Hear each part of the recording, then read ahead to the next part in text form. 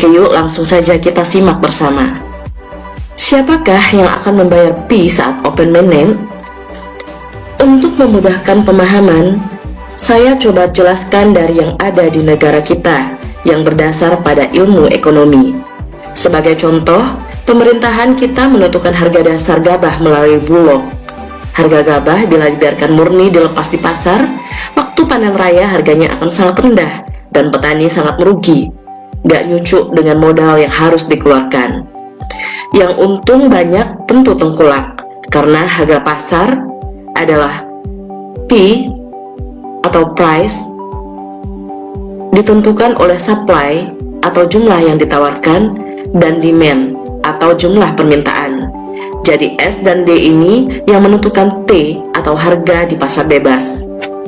Nah, Bulog mendapat tugas untuk mengatasi masalah harga ini untuk melindungi petani supaya nggak rugi. Tetap ada semangat untuk bertani dan masyarakat masih mampu membeli beras dan tengkulak pun masih mendapat untung. Karena itu diterapkan harga dasar gabah sama pemerintah melalui Bulog. Setelah ada ketentuan harga, terus siapa yang membeli gabah? Bulog di sini selain mendapat tugas untuk menentukan harga, juga bertindak sebagai utilitas yang disiapkan oleh pemerintah untuk membeli gabah dari petani sesuai dengan harga yang ditetapkan. Orang lain selain Bulog seperti tengkulak atau perseorangan bisa nggak kalau pengen beli gabah? Tentu bisa, asal sesuai dengan harga yang ditetapkan oleh pemerintah melalui Bulog itu. Kalau nggak mau ya tentu Bulog yang akan membeli. Tentu tengkulak kalau nggak mengikuti aturan malah rugi sendiri karena akan kehilangan usahanya menyediakan beras misalnya.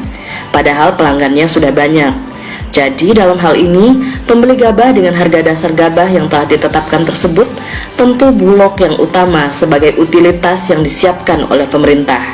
Pengusaha penjual beras juga orang-orang yang mau beli gabah dengan harga yang sudah ditetapkan tersebut.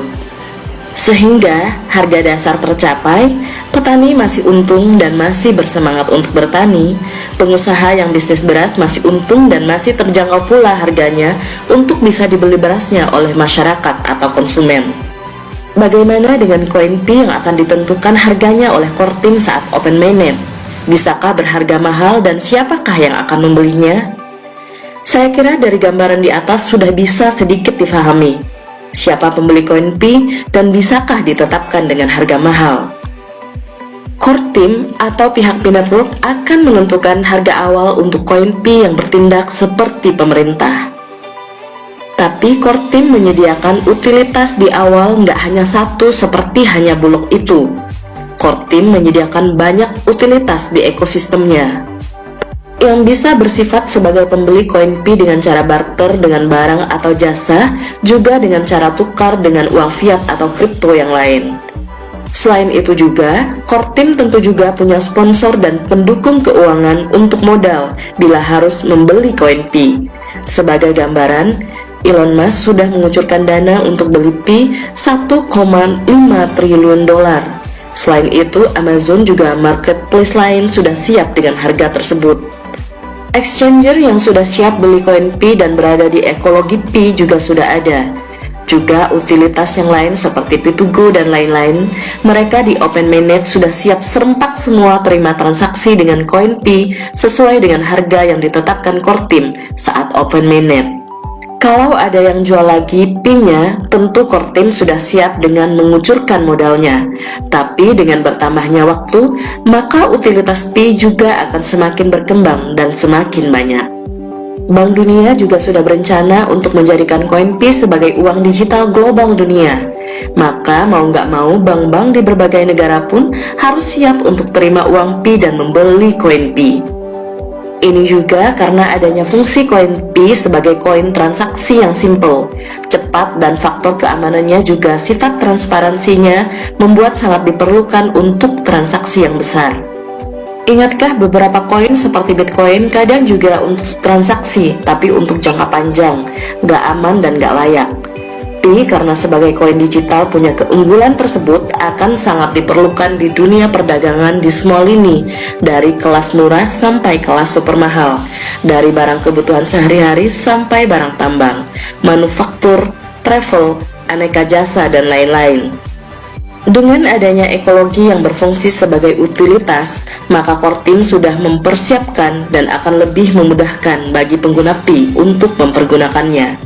Lebih lanjut, dia menjelaskan, dengan fungsinya yang nanti sebagai koin digital global yang diperlukan untuk berbagai transaksi dan dengan keterbatasan jumlah koin Pi dan kelangkaannya, maka mau nggak mau dituntut harga Pi harus mahal. Selain itu, bila koin Pi berharga murah, begitu open mainnet, para pemodal besar akan memborong koin Pi dan akan dijual kembali ke Pi, maka Pi malah akan gulung tikar sebentar saja, begitu habis open mainnet. Tapi kalau berharga mahal, maka orang-orang yang sangat kaya yang akan mampu beli, juga mereka yang mau menggunakan koin Pi untuk barter dan digunakan untuk transaksi yang berlangsung lama. Jadi, koin Pi berharga mahal ini sangat diperlukan dan malah menjadi tuntutan karena fungsinya sebagai koin digital global dunia dan untuk keberlangsungan perusahaan Pi untuk bisa tetap eksis dan jaya, dan tentunya untuk kesejahteraan masyarakat dunia, khususnya pioneer Pi juga, insya Allah. Jadi siapa yang akan bayar Pi? Sudah terjawab. Juga, benarkah koin Pi akan berharga mahal? Sudah terjawab juga. Kita doakan saja semuanya bisa berjalan lancar, sukses dan bawa berkah dan kesuksesan bagi kita semua. Amin. Itulah guys pembahasan tentang siapakah yang akan membayar Pi saat open mainnet yang kami dapatkan dari sumber anonim dari grup WhatsApp. Bagaimana pendapat kalian? Silahkan komen di kolom komentar. Kita bertemu lagi di lain kesempatan. See you on the next video. And bye-bye.